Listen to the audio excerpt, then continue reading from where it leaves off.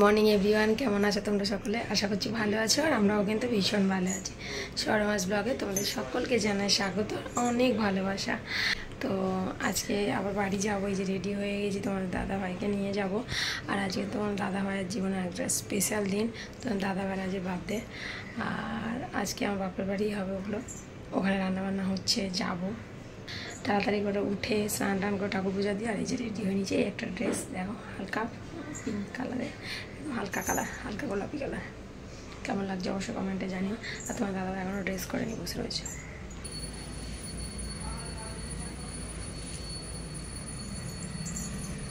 এখনও ড্রেস করেনি, তো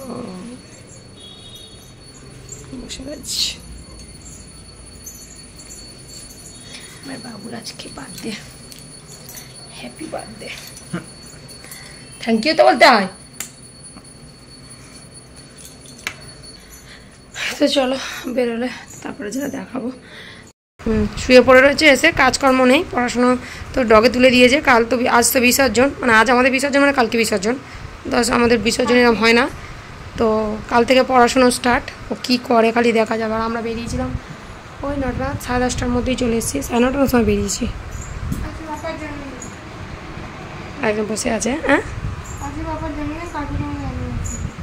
জোরে বল।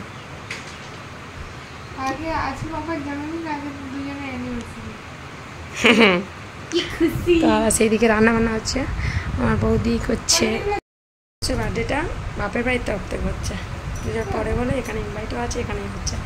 তো এই যে কেক ফেক নিয়ে এসেছি, চলে যাবে তাই 12টার মধ্যে, বলছে 12টার মধ্যে খেয়ে বেরিয়ে যাবে। জানি না কতদূর কী হবে, কতদূর কখন যায়।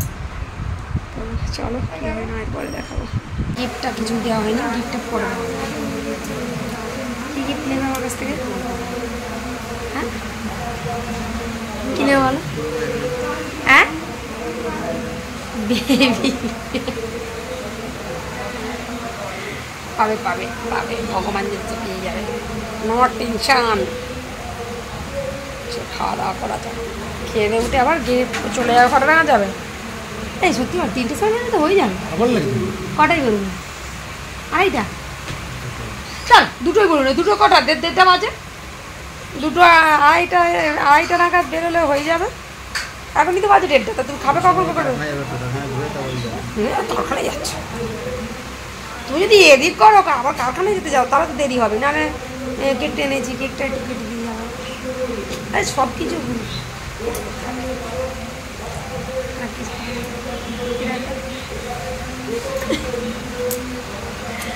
চলো খাবে, চলো খেয়ে উঠে সকালে চলে যাবে। আবার কালকে আমাদের অ্যানিভার্সারি, কিন্তু একসঙ্গে আমরা থাকতে পারবো। অ্যানিভার্সারির একটা গিফট। হ্যাঁ আমি পারবো অ্যানিভার্সারি। আমি বলে রাখি, এটা হচ্ছে তোমাদের দাদাভাইয়ের বার্থডে ব্লগ। এডিট করার কারণে তোমাদের সাথে শেয়ার করা হয়নি। এটা হচ্ছে নবমীর দিনের। তো তোমার দাদাভাইয়ের বার্থডেটা পড়েছিল এবছরে নবমীর, যেহেতু পূজায় ছুটি পাইনি, ওর কারণে তোমার দাদাভাইয়ের সাথে আমার ঘুরতে যাওয়া, বেড়াতে যাওয়া, নিজের জন্মদিন বলো, আমাদের বিবাহবার্ষিক, সমস্তটাই যেন কেমন একটা ভাবে কাটিয়েছি। বিবাহবার্ষিকী তো আমরা একসাথে কাটাতে পারিনি। আমি ওখানে ছিলাম, আমার বাবার বাড়িতে ছিলাম, দশমীর পর দিনে পড়েছিল। আর তোমার দাদাভাইয়ের জন্মদিনটা পালন করা হয়েছিল এই যে রবিবার পড়েছিল, ওর জন্য জোর করে নিয়ে গেছিলাম। কাজের একটু কম থাকে তো নিয়ে গেছিলাম, যেতে চাইছিল না, একরকম জোর করেই নিয়ে গেছিলাম। তো মা বললো এখানে হবে এবছরে সব কিছু, দাদা সব কিছু আয়োজন করেছিল, বৌদি সমস্ত কিছু রান্না বান্না করে কমপ্লিট করে রেখে দিয়েছিল।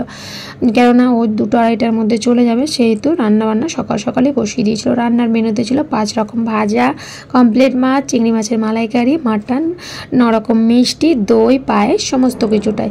তো এই যে সব রান্নাবান্না করে খাওয়া দাওয়াও কমপ্লিট করা হয়ে গেছে। ও যেহেতু চলে যাবে, বার্থডেটা যেহেতু ওর, কেকটা তো ওকেই কাটতে হবে তাই না? তা 2টো ছেলে মেয়েকে নিয়ে এই যে বসে বসে কেক কাটিং হচ্ছে। তারপরে সমস্তটা তরকারি যা যাই রান্না হয়েছিল সমস্তটাই গুছিয়ে দিয়ে দিয়েছিলাম। আর এই যে দেখো তোমার দাদাভাইয়ের কি ভালোবাসা, আমাকে লাস্টে এসে কেক খাওয়াতে এসছে। তো যাই হোক সমস্ত কিছুটাই গুছিয়ে দিয়ে দিয়েছিলাম। এই যে দেখো আবার সময় হয়ে গেছিলো, টাইমটা অনেকটাই হয়ে গেছিলো, 2:30টার সময় যাবে বলেছিল। আর 3টে প্রায় বাজতে যাচ্ছিলো, তো বকাবকি করছিলো তাড়াতাড়ি নাও, আমার অসুবিধা হবে, যেতে দেরি হবে, বা পূজার সময় যেহেতু রাস্তাঘাটে জ্যামও হবে, তো ওই জন্য তাড়াহুড়ো করে গুছিয়ে গাছিয়ে দিচ্ছিলাম। আর যাওয়ার সময় না মনটা খুব খারাপ হয়ে গেছিলো, ওর বলো আর আমার বলো, কেননা এসছি দুজনে, আর যাওয়ার সময় আবার একা। কেন কি আমি এই যে চলে যাবে, আমি এখনও 2 দিন থাকবো, আজ নবমীর দিনটা থাকবো, তারপরের দিন আমাদের বিসর্জন ছিল, আর লক্ষ্মী পূজার আগের দিনে মোটামুটি আমি বাড়ি ফিরবো। সেই 2 দিন ও একাই থাকবে, তো ওর জন্য একটু মনটা খারাপ হয়ে গেছে। শুধু আজকে বলে না, এখন করে কেন জানি না আমি ওকে ছাড়া ঠিক মতো থাকতে পারি না, কেমন একটা ওর জন্য মন কেমন করেছে, কি খাচ্ছে কি করছে, যেহেতু এখন করে বাড়িতে আসা যাওয়া করে, আপ ডাউন করে, আউট লিভিং চালু করে দিয়েছে আমাদের, তো ওর জন্যে বেশি অসুবিধা হয়। কেন কি বাড়িতেই খাওয়া দাওয়া করে, কি খাচ্ছে না খাচ্ছে এটাই চিন্তা থাকে। আর আরেকটা কি জিনিস, বিয়ের পর থেকে কিন্তু আমরা সবসময় খুব কম সময় আমরা একসাথে থেকেছি, বছরে 3 মাস যে ছুটিতে আসতো ওই সময়টুকুই আমরা থেকেছি। আমার দেখতে দেখতে কিন্তু আমাদের বিয়েটা অনেকটা বছরই কাটিয়ে ফেলেছি। তো যাই হোক, ওইভাবেই কাটছিল। আর ও যখন ডিমাপুর থেকে এই লাস্ট 1 বছর যখন কলকাতায় পোস্টিং হলো, তখন থেকেই আমরা একসাথে থাকি। তো ওই জন্য একটা অন্যরকম ফিলিংস হয় ওকে ছেড়ে থাকতে। এখন যেন ওকে ছাড়া থাকতেই পারি না।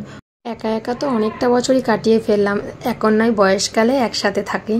তো কি আর করবো বলো, ফৌজি মানুষদের এই একটা দুঃখের জীবন, যে অল্প বয়সে দূরে দূরে থাকা, আর বয়সকালে আমরা কাছে থাকবো, এরকম ব্যাপার। তো চলো, অনেকটাই কথা বলে ফেলাম, কথা বলবো না। তোমার দাদা ভাইয়েরও যাওয়ার টাইম হয়ে গেছে, এই যে দেখো ব্যাগপত্র নিয়ে আস্তে আস্তে গুটি গুটি পায়ে বেরিয়ে যাচ্ছে। তো চলো, তোমার দাদা ভাইয়ের বার্থডে ব্লগটা কেমন লাগলো অবশ্যই কমেন্টে জানিও। আর হ্যাঁ, তোমাদের কাছে একটাই রিকোয়েস্ট, আজকে দিনে আমার ফৌজি বাবুকে তোমরা আশীর্বাদ করো, ও যেন ভালো থাকে, সুস্থ থাকে, আর আমরা দুজন এইভাবে যেন সুখে শান্তিতে থাকতে পারি।